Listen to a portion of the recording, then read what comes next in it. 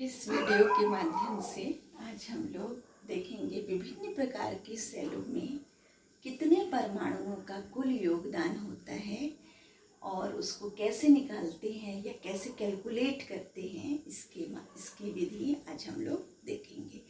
पहला है सरल घनीय एकक सेल। सरल घनीय एकक सेल ऐसे सेल को कहा जाता है जिसमें किसी भी घन के 8 कोनों पर एक एक परमाणु स्थित होता है।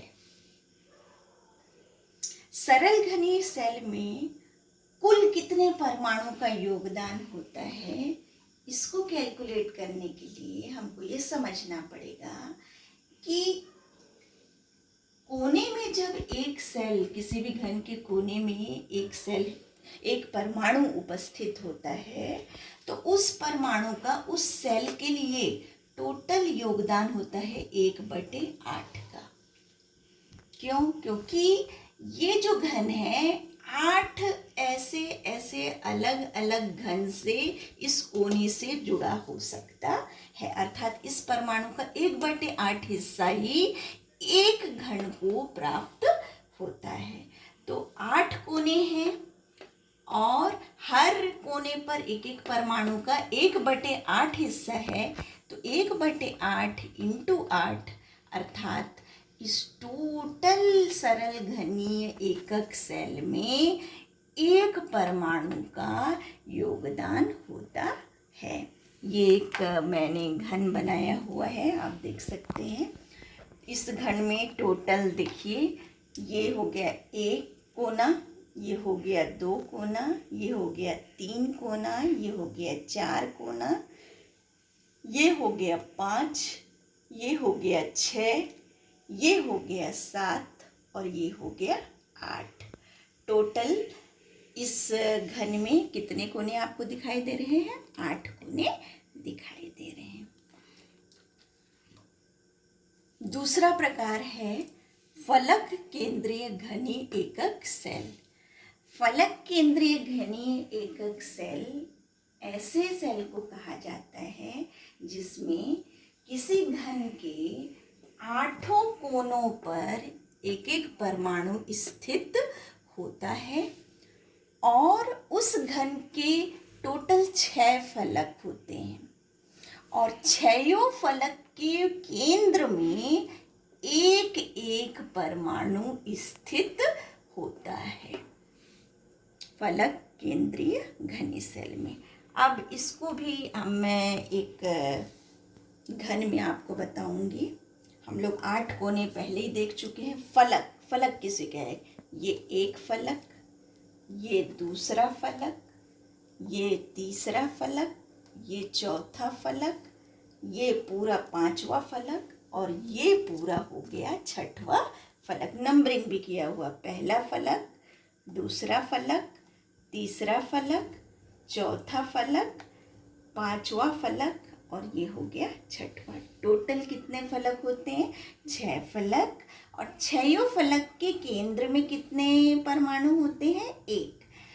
अब हम देखेंगे कि कुल कितने परमाणु का एक फलक केंद्रीय घनीय एकक सेल में योगदान होता है। तो इसको कैलकुलेट करने के लिए फलक केंद्रीय घनीय सेल में परमाणु की संख्या बराबर 1/8 × 8। 8 ये क्यों किए? क्योंकि ये सब 8 कोनों पर जो परमाणु है उसके कारण हम लोगों ने हर परमाणु का 1/8वां हिस्सा और 8 कोने प्लस टोटल 6 फलक के केंद्र में एक एक परमाणु स्थित है। हर परमाणु का योगदान 1/2 रहेगा। अब ये 1/2 योगदान कैसे रहेगा?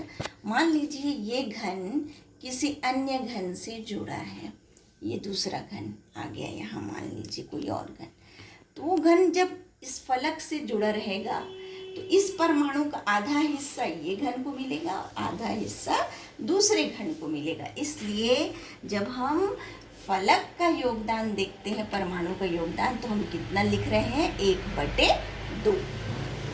कोनों, इस कोने से ये जो घन है टोटल 8 घन, इस कोने पर जो परमाणु स्थित है ये टोटल 8 घन से जुड़ सकता है, इसलिए इसका योगदान कितना है 1/8।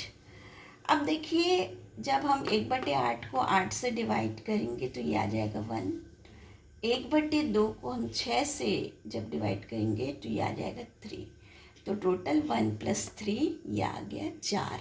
अर्थात फलक केंद्रीय घनी सेल में परमाणु की संख्या कितनी होती है 4। अब हम देखेंगे तीसरा प्रकार जिसे कहा जाता है अंतः केंद्रीय घनी एकक सेल। अंतः केंद्रीय घनी एकक सेल में किसी भी घन के 8 कोनों पर एक एक परमाणु स्थित होता है और उस घन के ठीक बीच में एक परमाणु स्थित होता है। जैसे ये घन है, मान लीजिए 8 कोनों पर एक एक, और मान लीजिए इस घन के अंदर में एक परमाणु हो, तो अंदर में जो परमाणु है वो किसी अन्य घन के कांटेक्ट में कभी नहीं आएगा, अर्थात उसका 100% योगदान होगा। तो जब हम इसका कैलकुलेट करेंगे तो देखिए अंतः केंद्रीय घनीय सेल में कुल कितने परमाणु का योगदान हो गया, परमाणुओं की संख्या कितनी होगी 8 कोने में 1/8 × 8, क्योंकि हर परमाणुओं का कितना योगदान होगा 1/8 प्लस 1 क्यों किए, क्योंकि उसके अंतः केंद्र पर कितना परमाणु है, एक परमाणु, जो कि किसी अन्य घन के संपर्क में कभी नहीं आएगा, अर्थात उसका पूरा का पूरा योगदान रहेगा। तो 1 + 1 अर्थात अंतः केंद्रीय एकक घनीय सेल में कुल 2 परमाणु का योगदान होता है। थैंक